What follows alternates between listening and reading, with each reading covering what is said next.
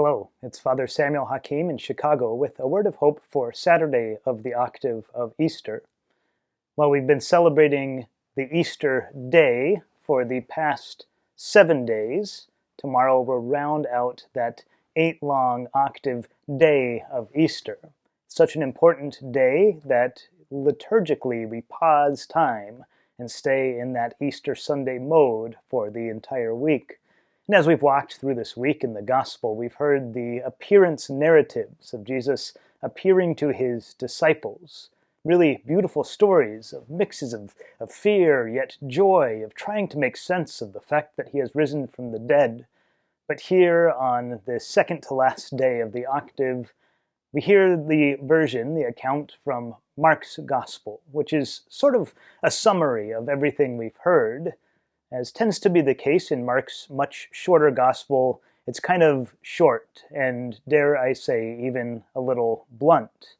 It's essentially Jesus appeared to Mary Magdalene, she went back and told the apostles, and they didn't believe her. Then Jesus appeared to 2 walking along the road, they went back to the 11 and told them, and they didn't believe them. And then Jesus appears to them, rebukes them for their unbelief, and tells them to go and preach the gospel to every living creature. And there it ends.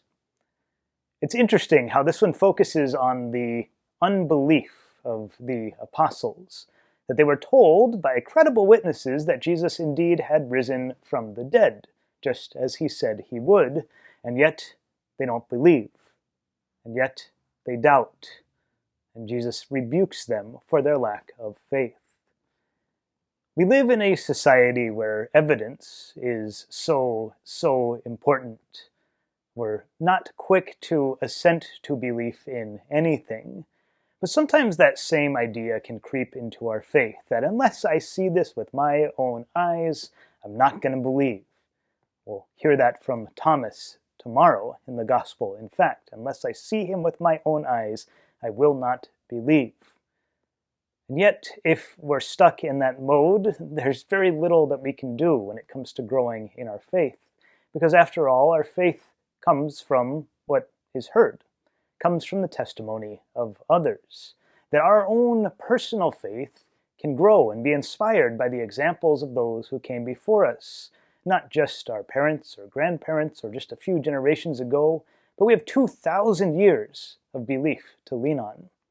Our faith indeed is historical, all the way down to these accounts of the resurrection of Jesus himself. So it does take an assent of faith. It does take our accepting something that we might not have seen ourselves, but it rests on the testimony of credible witnesses. So may we, unlike the apostles, be firm in what we believe. Having received it from others, may we embrace this as the truth, knowing that Jesus' words indeed are true, and his salvation given to us in his resurrection is real. God bless you, and happy Easter.